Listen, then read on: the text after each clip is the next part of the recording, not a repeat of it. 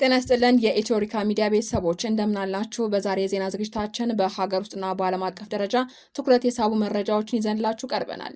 በሀገር ውስጥ ፖለቲካ አዲስ ምዕራፍ የከፈተው የዳንኤል ክብረትና የብልጽግና ፓርቲ ጉዳይ፣ በታዳጊዎች የተቀነባበረው አነጋጋሪ የገንዘብ ጥያቄ ድራማ፣ እንዲሁም የመካከለኛው ምስራቅን ሰላም ዳግም ስጋት ላይ የጣለው የኢራን መግለጫ የዛሬ ዝግጅታችን ዋና ዋና ነጥቦች ናቸው። ሙሉ ዘገባውን ከመመልከታችሁ በፊት ቪዲዮን ላይክ በማድረግ ማድመጥ እንድትጀምሩ በአክብሮት እንጠይቃለን። አርስተ ዜናዎችን አስቀድማለሁ። ዳንኤል ክብረትና ብልጽግና ፓርቲ በግላቸው ፓርላማ ገብተው የነበሩት ዳንኤል ክብረት ዘንድሮ ለሚካሄደው 7ኛው ምርጫ የብልጽግና ፓርቲ እጩ ሆኖ ቀርበዋል። መረጃውን ይዘናል። ዘመናዊ የፖሊስ ዳታቤዝ። የኢትዮጵያ ፌዴራል ፖሊስ የጦር መሳሪያዎችን በዘመናዊ የመረጃ ቋት የመመዝገብና ምልክት የማድረግ ስራ በይፋ ጀመረ። መረጃውን ይዘናል። የታዳጊዎቹ ድራማ። በታጋቾች ተይዘናል በሚል ከቤተሰቦቻቸው 300 ሺህ ብር የጠየቁት ታዳጊዎችና ግብረ አበሮቻቸው በፖሊስ ቁጥጥር ስር ውለዋል። መረጃውን እናደርሳችኋለን። ከውጭ የኤርዶሃን ስጋት። የተርኪው ፕሬዝዳንት ረሲፕ ጣይብ ኤርዶሃን በኢራን ያለው ጦርነት አውሮፓን ማዳከም ጀምሯል ሲሉ አስጠንቅቀዋል። መረጃውን እናደርሳችኋለን። የሶማሊያ እርምጃ። ሶማሊያ በእስራኤል መርከቦች ላይ የቀይ ባህር እገዳ መጣሏን አስታውቃለች። የኢራን ወታደራዊ ዝግጅትም ቴህራን ለተኩስ አቁም ስምምነቱ እውቅና እንደማትሰጥና ወታደራዊ እርምጃ ልትወስድ እንደምትችል ገልጻለች። አክብሮታዊ ሰላምታችን በያላችሁበት ድረስ የኢትዮሪካ ሚዲያ ቤተሰቦች አዳዲስ መረጃዎችን ይዘን ቀርበናል። እንድትከታተሉን እየጋበዝን ላይክ በማድረግ ማድመጥ እንድትጀምሩ በአክብሮት እንጠይቃለን። በቀጥታ ወደ መረጃዎቹ።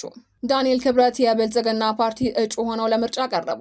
በስድስተኛው ዙር ጠቅላላ ምርጫ በግላቸው ተወዳድረው ፓርላማ የገቡት ዳንኤል ክብረት ዘንድሮ በሚካሄደው 7ኛው ሀገራዊ ምርጫ ግን ብልጽግናን ተቀላቅለው እጩ ሆነው ቀርበዋል። በእርግጥ ዳንኤል ክብረት በ2013 ሀገራዊ ምርጫም ብልጽግና በአዲስ አበባ እጩ ያላቀረበበት የምርጫ ክልል ዳንኤል የተወዳደሩበት ብቻ ነበር። ምንም እንኳ የእንደራሴዎችን መቀመጫ አሸንፈው በግላቸው ፓርላማውን ቢቀላቀሉም ቢያንስ በቀጥታም ስርጭት በተላለፈ የምክር ቤቱ መደበኛ ሚሆን አስቸኳይ ስብሰባዎች ላይ ዳንኤል ጥያቄ ሲያቀርቡም አሊያም አስተያየት ሲሰጡ ተስተውለው አያውቁም። ዳንኤል የብልጽግና ፓርቲ ፕሬዝዳንትና የጠቅላይ ሚኒስትር አብይ አህመድ የማህበራዊ ጉዳዮች አማካሪ መሆናቸው ይታወቃል።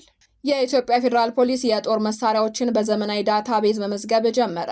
ፌዴራል ፖሊስ በተቋሙ ግምጃ ቤትና በአባላቱ እጅ የሚገኙ የጦር መሳሪያዎች ላይ ምልክት የማድረግና ወደ ዘመናዊ መረጃ ቋት የማስገባት ስራ በይፋ መጀመሩን አስታውቋል። አዲሱ አሰራር በሀገር አቀፍ ደረጃ የትኛውም የጦር መሳሪያ የት እንደሚገኝ በቀላሉ ለማወቅና ለመቆጣጠር ያስችላል ተብሏል።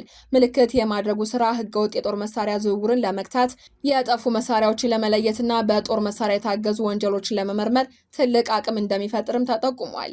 የምዝገባ ሶፍትዌሩና የመረጃ ቋቱ በፌዴራል ፖሊስ የቴክኖሎጂ ባለሙያዎች የበለጸገ መሆኑ ተመላክቷል። በፌዴራል ደረጃ የተጀመረው ይህ ምዝገባ በሁሉም ክልሎችና የከተማ አስተዳደሮች ፖሊስ ተቋማት ውስጥ ተግባራዊ ይደረጋል ተብሏል። በህገ ወጦች ተይዘናል በማለት ቤተሰቦቻቸውን 300 ሺህ ብር እንዲላክላቸው የጠየቁ ታዳጊዎች ከነ ግብረ አበሮቻቸው በቁጥጥር ስር ዋሉ።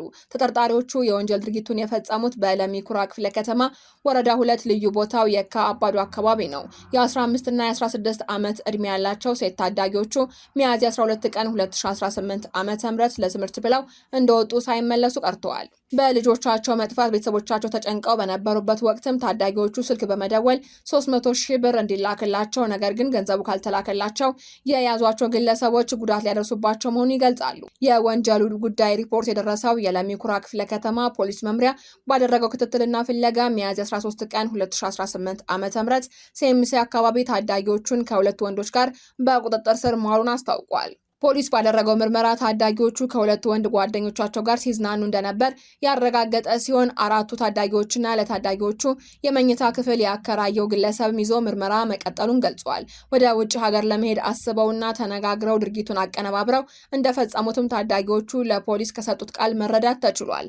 ሆቴል ቤቶች ሆነ የመኝታ ክፍል የሚያከራዩ ተቋማት ለህፃናት ሆነ ለታዳጊዎች የመኝታ ክፍል ማከራየትና አልኮል መጠጥ መሸጥ እንደሌለባቸው ፖሊስ አሳስቦ ቤተሰብም ልጆቻቸው የትና ከነማን ጋር እንደሚውሉ የማረጋገጥ ልምድ ሊያዳብር እንደሚገባ የአዲስ አበባ ፖሊስ ጠቅላይ መምሪያ መልእክቱን አስተላልፏል። ከውጭ የተርኪው ፕሬዝዳንት የኢራን ጦርነት አውሮፓን እያዳከመ ነው አሉ።